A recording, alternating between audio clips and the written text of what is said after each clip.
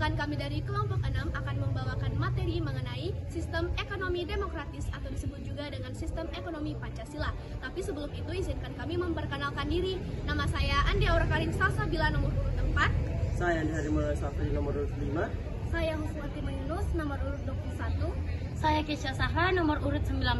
Nama saya Andi Najiha nomor urut 9. Dan saya Aditya Roy Purnomo nomor urut 1. Dan berikut adalah video materinya. Apa sih pengertian sistem ekonomi demokrasi atau Pancasila? Yang pertama ada pengertian sistem perekonomian Indonesia yang berdasarkan Pancasila dan Undang-Undang Dasar 1945 disebut dengan sistem ekonomi demokrasi. Sistem ekonomi demokrasi ini merupakan suatu sistem perekonomian nasional yang merupakan perwujudan dari falsafah Pancasila dan Undang-Undang Dasar 1945 yang berasaskan kekeluargaan dan kegotong royongan dari, oleh, dan untuk rakyat di bawah pimpinan dan pengawasan pemerintah. Karena sistem perekonomian ini didasarkan pada nilai-nilai Pancasila, maka sistem ekonomi ini disebut juga sebagai sistem ekonomi Pancasila.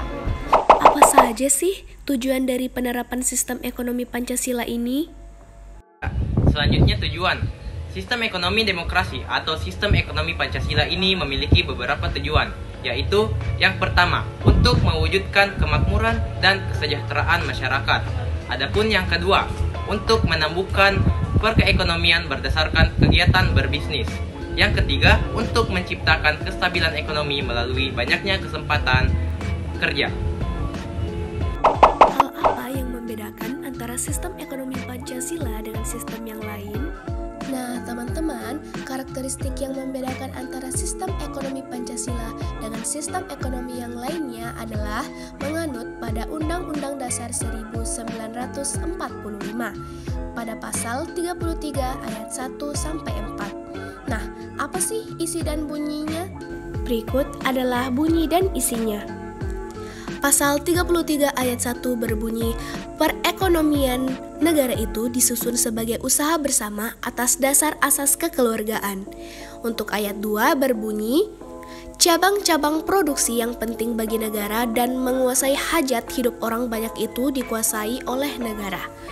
Kemudian untuk ayat 3 berbunyi, bumi, air, dan kekayaan alam yang terkandung di dalamnya dikuasai oleh negara dan dipergunakan untuk kemakmuran rakyat.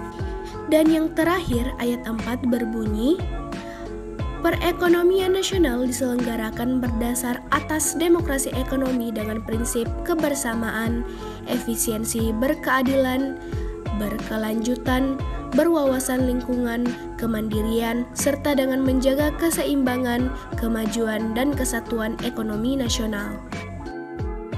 Yang tadi itu adalah bunyi, dan sekarang adalah isi dan kandungan dari keempat pasal tersebut. Adapun sistem ekonomi demokrasi dalam UUD 1945 pasal 33 berdasarkan punya ayat 1, 2, 3, dan 4. Dalam pasal 33 dapat diketahui karakteristik perekonomian Indonesia, yaitu sebagai berikut. 1. Kekeluargaan menjadi asas mendasar dalam demokrasi ekonomi Indonesia. 2. Peran negara sangat penting dalam mengelola sumber daya ekonomi bagi masyarakat. Yang ketiga adalah kemakmuran masyarakat menjadi prioritas utama dalam pengelolaan sumber daya ekonomi yang terdapat di Indonesia, di tanah air Indonesia, bukan kemakmuran seseorang atau kelompok orang.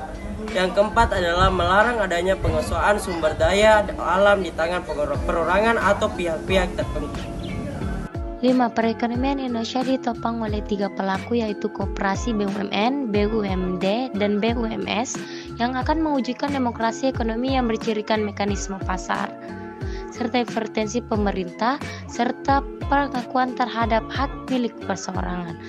Yang keenam, jiwa dari pasal 33 Undang-Undang Dasar 1945 yang berlandaskan semangat sosial, menempatkan penguasaan terhadap berbagai sumber daya untuk kepentingan publik seperti sumber daya alam pada negara.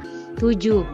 Kebersamaan, efisiensi, berkeadilan, berkelanjutan, berwawasan lingkungan, kemandirian, serta menjaga keseimbangan, kemajuan, dan kesatuan ekonomi. Apa kaitan sistem ekonomi demokrasi atau Pancasila dengan sila kelima? Selanjutnya yaitu sistem ekonomi demokrasi dalam sila kelima.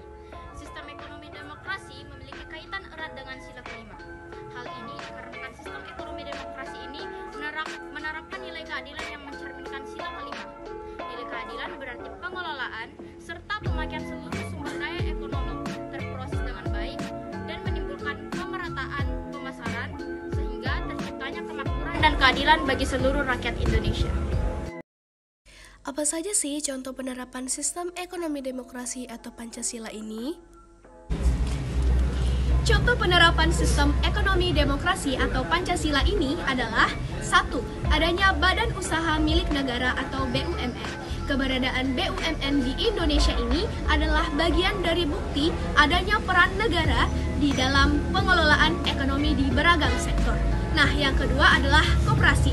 Koperasi merupakan bagian dari bentuk penerapan ekonomi Pancasila yang ada di Indonesia, yang dimana kegiatan koperasi ini adalah upaya kolektif yang berasaskan kekeluargaan. Dan yang ketiga adalah serikat buruh, yakni bentuk dari gerakan kolektif kelas para pekerja.